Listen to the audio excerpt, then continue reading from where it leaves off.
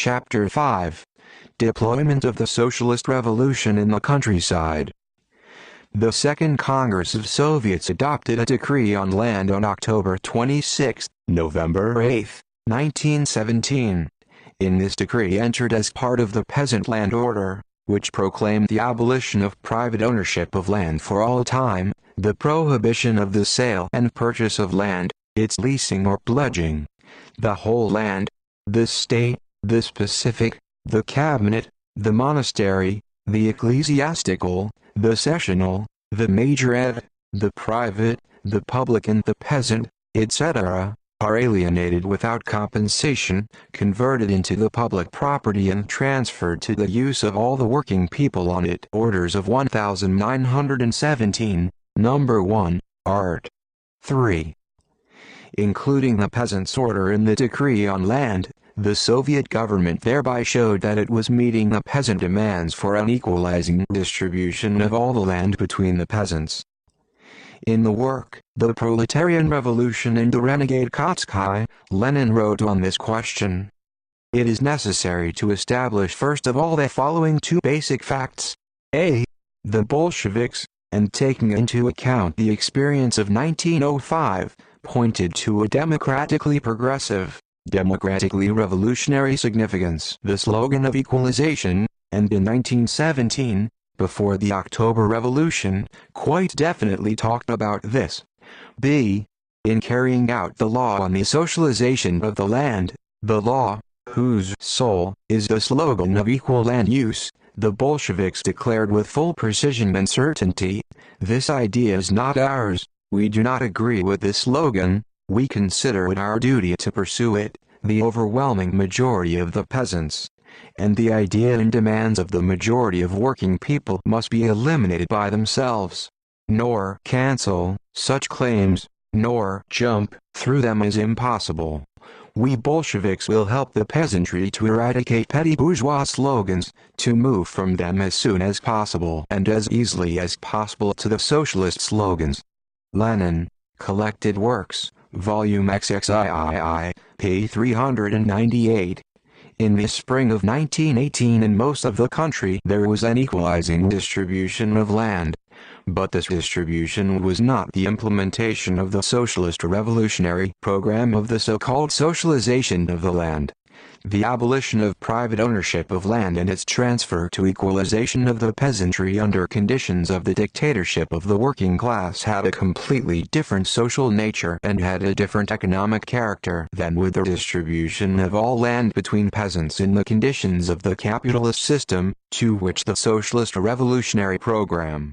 If land distribution was carried out within the framework of the bourgeois system, then it would lead to further growth and development of capitalist relations in agriculture. The distribution of land in the conditions of the dictatorship of the working class, on the contrary, led to the infringement of the interests of the agricultural bourgeoisie and to the consolidation of the poor around the working class and its party, to the withdrawal of the middle peasant from the kulak and its turn towards Soviet power. In the development of the decree on land by the Second Congress of Soviets on February 19, 1918, the law on the socialization of the land was published. This law, in its composition, the left socialist revolutionaries also took part, introduced equalitarian land use. However, in contrast to the socialist revolutionary rate on individual farming, the law emphasized the promotion of collective forms of land use and assistance to the poor. First of all, the land was to receive landless and lowland agricultural population and local agricultural workers. The distribution of land was to take place under the guidance and control of the organs of Soviet power, the organs of the dictatorship of the working class. The Soviets were declared administrators of the whole earth. They were instructed to decide the question of inventory and buildings confiscated from the landlords. This was a blow to the socialist revolutionary program for carrying out the distribution of land by peasant communities without any state influence, infringing the interests of the agricultural bourgeoisie, which enjoyed great influence in the land communities. The whole land was nationalized and, as it was said in the later law of February 14, 1919, in whose use it is considered a single state fund. The Decree on Land, adopted by the Second Congress of Soviets, unleashed and strengthened the activity of the middle peasants and poor peasants and, above all, the poor in the struggle for Soviet power, in the struggle against the kulaks. The Decree on Land strengthened the anti-land movement in the village. This movement took especially large proportions in the central Black Earth Belt, in the Volga provinces and in Ukraine. The agrarian movement, which began in the country in the spring of 1917, grew from month to month. After the defeat of the estates in late autumn, land distribution followed in some villages of the central Black Earth Belt and the southwestern edge. But in the overwhelming part of the country, the distribution was late, since the private farms were actually liquidated in late autumn and early winter, when it was impossible to measure the land caused by the distribution. On the land of one or several landlords, peasants of several villages of the same rural municipality or peasants of two neighboring volosts often claimed. It was necessary to count the population and other preparatory work. Land committees, in which the socialist revolutionaries settled in many places, did not prepare the land for distribution. The liquidation of landlord rule in the areas of capitalist land ownership, where there was a large army of the agricultural proletariat, was completely organized. All the estates in the territory of the B after the October Revolution, the Livonian province was taken over by the landless peasants and was declared confiscated. The account of possessions was conducted through trade unions. There was no case of looting the estates and inventory declared by the Soviets. In purely industrial counties, the estate was also preserved.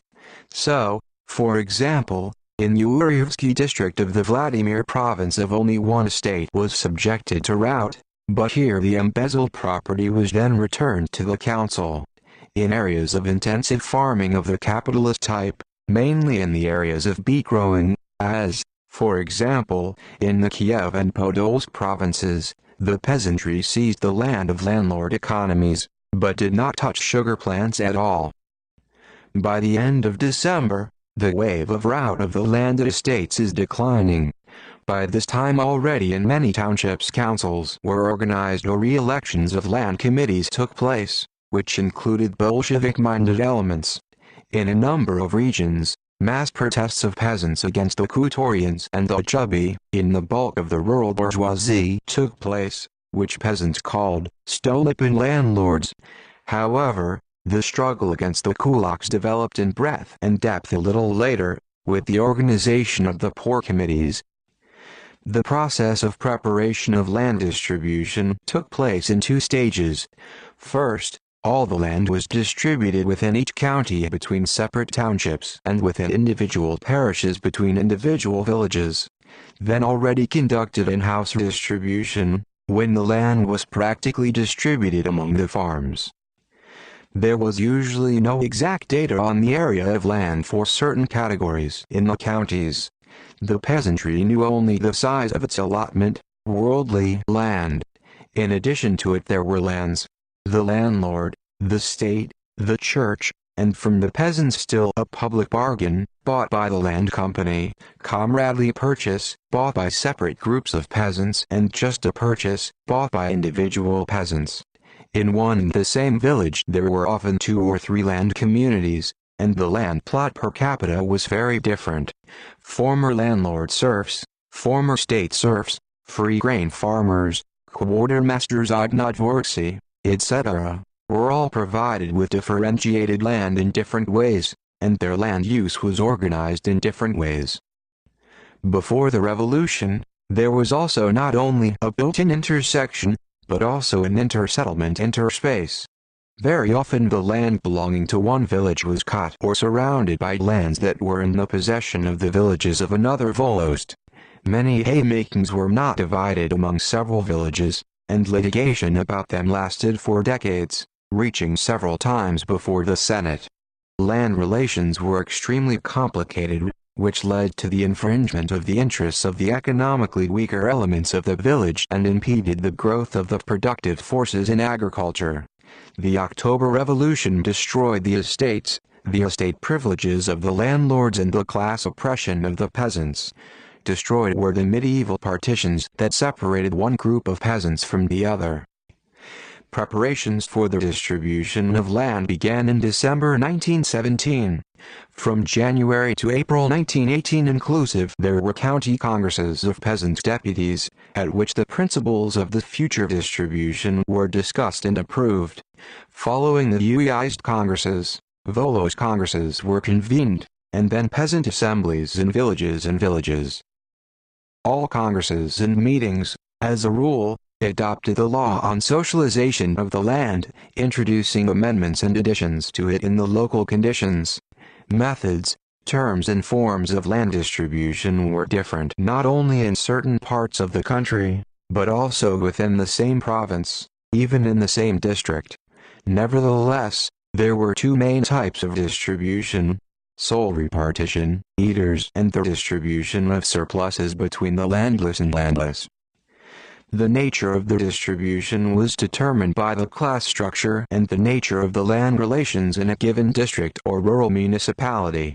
So, for example, in the Ryazan gubernia in the Volosts where the repartition took place, the land was divided as follows: soles, eaters in 62 Volosts, 80%, between landless and Lowerth, in 12 Volosts, 16%, between peasants having seeds for the sowing, in one rural municipality, did not redistribute the land, in the absence of non-peasants' lands in 2 Volosts, 3% Izvestuya Pensenskogo Sovtar and KD, dated June 4, 1918. In the distribution of soles, that is, in the number of eaters, in some cases all lands, allotment, merchant and landlord were redistributed, a complete black distribution was carried out. In other areas, allotment land remained in the peasant household, but it was supplemented by the missing part of the land, falling at the rate. Distribution of soles prevailed in the areas of greatest distribution of remnants of serfdom, as, for example, in the central Black Earth Belt, in the Volga region. In the northwestern and western parts of the country, redundant surpluses between landless and land poor predominated. In this case, the provincial and Socialist congresses established the so-called consumer norm. Proceeding from this norm, the landless and landless population was allocated land from the so-called reserve land fund, formed at the expense of unearned possessions, landlords, church, monastery, state and surplus kulak farms. In Siberia and in the Cossack villages of the Ushuri region, where there were a lot of land, the task of distribution, according to the resolution of the peasant congresses, was to provide the peasants with the so-called labor rate, i.e., the amount of land that the peasant family could cultivate by its own work. Even within the same county there were different methods of distribution. So, for example, in Karachev i.e. in the Ural province, a black distribution was carried out in 2 Volosts. There was no distribution at 1 Volost, only privately owned land was divided in 1 Volost, so many landless people were left without land for lack of a land fund, and in 2 rural areas part of the land was divided. CACC, Fund 478, Inventory 115, D number 79, F15, 1918. The liquidation of private ownership of land and the destruction of the remnants of serfdom were carried out deeper and fuller in the course of the distribution of soles, and especially during the so-called black distribution, that is, when all the lands were divided not only landowners, but all peasants. With the distribution of only surplus land in each farm, all or a large part of allotment land received from the pre-revolutionary community remained as before. During the distribution of heart-to-heart, the poor benefited most from the poor, since it was least provided with land before the revolution. Every poor household received as much land for each member of its family as any other peasant farm. In particular, the rural poor benefited from the black redivision. Then, instead of her former, as a rule, worst quality, in terms of soil quality, location and size allotments, the poor received new plots that were less depleted and more conveniently located.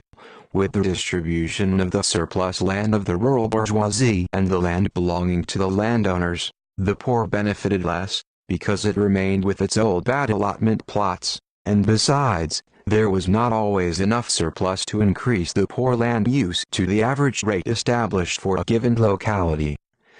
At this stage of the liquidation of private ownership of land, clashes took place between peasants of individual volosts, who wanted to increase the size of their land use.